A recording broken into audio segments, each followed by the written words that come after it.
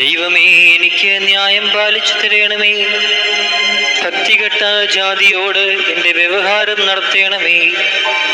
വഞ്ചനയും അനീതിയുമുള്ള മനുഷ്യങ്കിൽ നിന്ന് എന്നെ വിടുവിക്കണമേ. നീ എൻ്റെ ശരണമായ ദൈവമല്ലോ. നീ എന്നെ തള്ളിക്കളഞ്ഞിരിക്കുന്നതെന്ത്? ശത്രുവിൻ്റെ ഉപദ്രവം ഹേതുവായി ഞാൻ ദുഃഖിച്ച് നടക്കേണ്ടി വന്നതുമെന്ത്?